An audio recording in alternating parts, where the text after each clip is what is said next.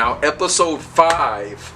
Boy, do we have a treat for you guys. Welcome back to Bamcomixs mid-season review of The Mandalorian Season 2. And we're talking about episode 5, The Jedi. So let me go ahead and put on my Jedi robe, right? My Jedi hood. This is talk about Jedis. And guys, if you have not seen this episode, I implore you to watch this episode before watching, because from here on out, we're going to do spoilers.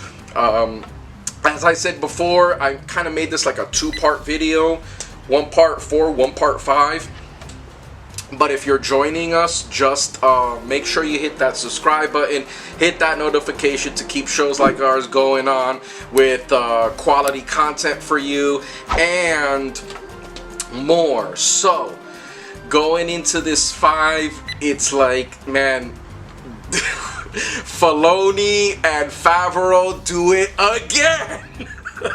Favreau and Filoni and Favreau, these guys are the big brains of Star Wars that understand the fandom culture and the language of Star Wars. Filoni, the great one from Clone Wars, the writer, the big brain. Favreau, another big brain coming in. And it's like, guys, there is a lot of mileage left in this universe. So this episode just completely blew me away. Just precursor, it's 5 out of 5 stars. This thing, it could have just been, it's the perfect episode, okay? It could have been 10 out of 10, 100 out of 100, 5 out of 5 stars. The strongest episode, in my opinion, of the entire second season. Only second to episode 1, but this episode was just killer. Why? Ahsoka, baby! Ahsoka! 2 lightsabers, baby. 2 lights. Man, imagine that these are gold, or like, not even gold. It was like bright white light. And she had 2 of these and she was just mowing down. It was nuts. Yo. This episode, man, the fact that, you know, it's like now we really get so much information. 47 minutes, guys. Like, this thing has been allowed to breathe this episode. It's not, you're not getting 20 or 30 minutes or anything like that. You're getting like 47 minutes, which is basically a nice length of an episode. And this one just was packed to the gills with juicy Star Wars lore information. And this is from the pen of Filoni, who is such a genius writer for the Clone Wars. And we just see him, and we see Ahsoka, and you hear the voice of Ahsoka, and you see that some time has passed. But it's still Ahsoka, and Rosario Dawson did such an amazing job portraying Ahsoka. Ahsoka basically who was the Padawan of Anakin Skywalker, was just at this point in her journey, her powers, I would say, are at peak level. Jedi Master, okay? Because she's like disappearing in and out. She's, you know, pulling so many maneuvers, and it's like I'm seeing Anakin's apprentice, and she is like badass. Like, now she has grown, like, beyond Clone Wars. We see that there are a few Jedi left. She mentions, and we get the first appearance of this, the name of this guy. You have a name, buddy, and it's Gorgu. Gorgu. Once a Padawan in the Jedi Temple. You escaped Order 66, boy! She fills in the missing gaps of information in this episode. Ahsoka Tano goes up against a warlord whose family was killed in the Clone Wars. Apparently, this foe is so deadly that she's become a warlord, and she's conquered other planets, and she's just a badass. So Ahsoka wants to know who her master is. Din, the Mandalorian, is following the orders of the heiress, Katan. Bo-Katan told her to go to the planet, and he would meet Ahsoka, and there you can pass on the child to the Jedi, just as the armor had told Mando to do. So it looks like Mando's keeping up his part of the bargain, and now we're going straight to this planet.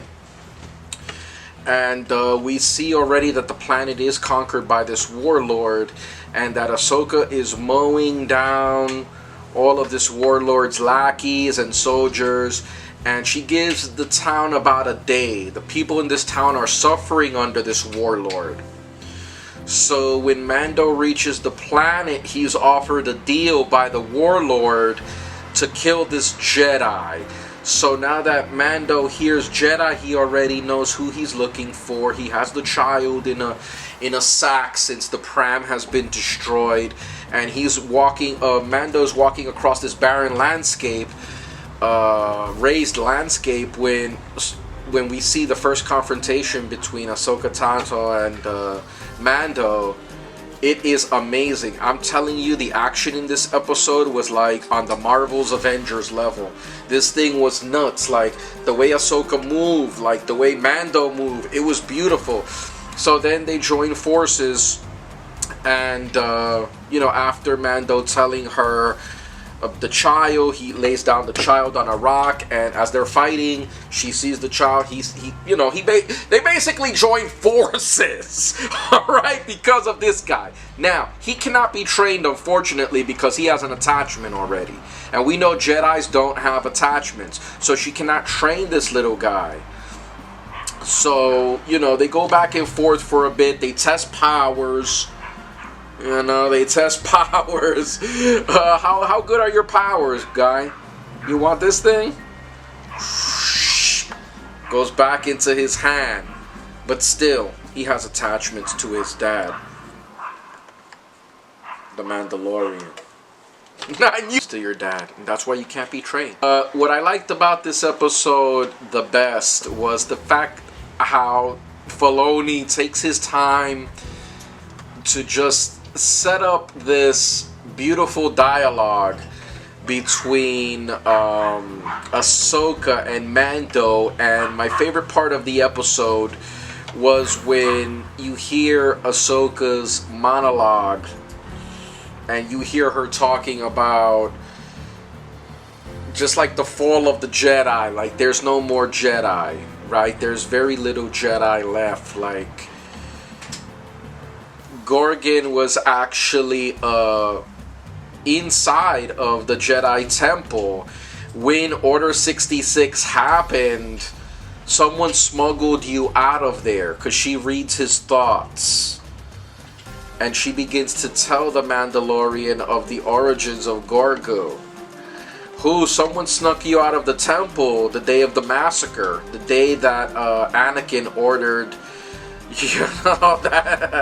that purge, right, of Jedi. Now, Ahsoka knows firsthand how attachments do not make for good Jedi. Obviously Anakin had an attachment to his wife, and that's what brought Anakin's fall, right? That attachment.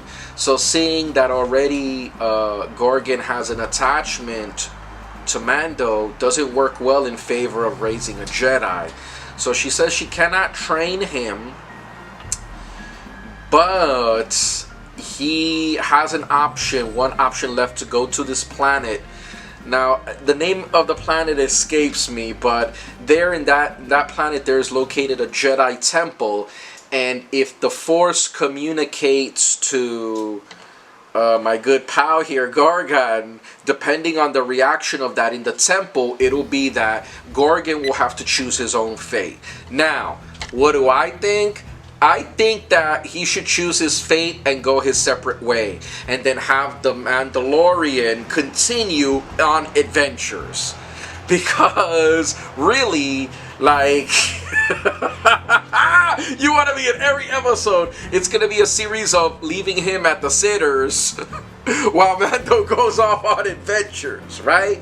But, you know, who knows? I mean, there's a cute factor, there's a little gimmick factor in here, but this episode clearly was like, Filoni wasn't playing around. There wasn't like no gimmicks. I mean, in the beginning of the episode, you could have seen that the child wanted the ball, right? Now, Mando, the ship has just been completely fixed. So he's not going to give him the shift knob anymore. He was giving that to him before the ship was all messed up, but now it's a brand new ship, has been fixed, everything.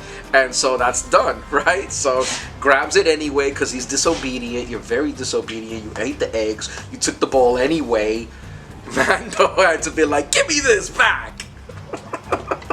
So Filoni in this episode as a scriptwriter is not conceding to any cuteness, any gimmicks, or anything like that. This episode is 100% pure badassery. And it gets my seal of approval of 5 stars. Bam-tastic. Okay? Yeah, so there is a connection to the Force, and at the end, what's revealed, and also guys, let me not forget to talk about the Warlord's right-hand man. This, as you know, Michael, I think his name is Michael Biehn. I'm not sure. But this guy was in Aliens, and you know him as the soldier in Aliens, the Colonial Marine. And I just thought that was so dope. Anytime that guy comes out, it's like you recognize him. He's like, aliens, you know? So big shout out to him. And yeah, this episode was a 5-star episode.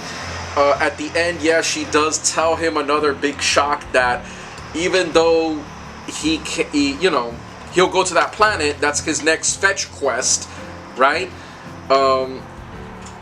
She stays there and she gifts him the Beskar spear. Now, the Beskar spear was what motivated Mando in the first place, but, you know, after meeting Ahsoka and talking and all of that, he still manages to get the Beskar spear. And what's crazy is, the Beskar spear, it's like in this episode, they show you the strength of Beskar. Like, not even lightsabers can cut through Beskar. So that was just like, in that duel between Ahsoka and the Warlord, which I thought was so great. I like the samurai thing, like everything was so cool. And one thing though, like I didn't get was why Ahsoka, after getting her lightsaber knocked out of her hand, why didn't she just use her force powers and get that lightsaber back? It's like Ahsoka has force powers. She could have easily you know, I don't know if it was the will of the Warlord, but Ahsoka could have easily used even more force powers in this episode. So I was like, that was like my only grief. I was like, okay, you're fighting her, you're pretending to have only one lightsaber because one got knocked out of your hand, but come on, you're a student of Anakin Skywalker. Easily you could have just like woof and taken the second one again, like, and continue fighting. I think it would have been cool to see as soon as it hit the water, she goes like that, and like it comes right back into her hand and she continues fighting. But you know, that's the way the episode was done. But it's a 5-star episode, and I absolutely loved it. Okay, aside from those little nitpicks, the episode was just like, wow. Like, I'm seeing high-level Star Wars here. Like, the characters have been built up to such a way that when you present them on screen and you see them, it's really believable how their actions, their motivation, their dialogue. I mean, Ahsoka was confronted by such a huge force of the Warlord's force of robots, 2 droids, and her right-hand man and all these soldiers, that upon confronting them solo, after saying, oh, look, I already beat the Mandalorian, and they're going to confront each other, she leads them through a maze of houses on the rooftops, and she, dispatches of them one by one in a sort of guerrilla fashion. So Ahsoka is really at the top of her game in this episode, and she dispatches almost everybody, and to the last Warlord, and you see her at each stage. Like, in the beginning, she starts on the outside, like toward the middle of the episode, she's in the inner gates, and then toward the end of the episode, she's inside of the Warlord's personal, private, square. So it was really cool. Courtyard. They were inside like a courtyard. It was really cool with a little bridge and water and everything. So 5 stars, guys. This was an amazing episode. Let's keep hoping that David Filoni continues to write more episodes, because I just think that when Filoni writes it and Favreau directs it, it's at its height, guys. It's at its height. And so that final showdown, I feel like saying pagoda, but there's no pagodas there. It's like in a courtyard, in the inner courtyard, which was beautifully designed, that set. That was amazing, right? It gave me like Shogun vibes, you know? So guys, if you like this episode and enjoy this episode, make sure to give us a like, make sure to give us a subscribe, and hit that notification for more Bamcomixs video reviews. This has been OC for Bamcomixs. Hope you guys enjoyed the rundown, and I'll see you guys on the next Bamcomixs with my boy Gorgu. You finally have a name, and it's not cute one either. It's like Filoni pulled back the veil, okay? No more Baby Yoda, no more child. Your name is Gorgu. Excellent choice by Filoni to finally provide us with so much detail and information. I mean, he just opened up a page of Star Wars lore, and it was like you breathe it in like, Star Wars. Only the sequels were treated just like this, I'm telling you. I know, guys, I talk about the sequel, the movies, but, you know, that would have been next level. Let's hope that if they decide to move on with episodes 10, 11, and 12, that this is the type of Star Wars narrative and storytelling that we want from feature films. I mean, these are like feature films in their own right. They're just like cut up, but feature films of Star Wars at this level, it's just superior to anything, you know. It's like takes us back to the original, but giving it a new voice. Alright guys, that's it for me. I'm ranting and raving. I'm gonna go watch that episode again. It was so good. And I'll catch you later.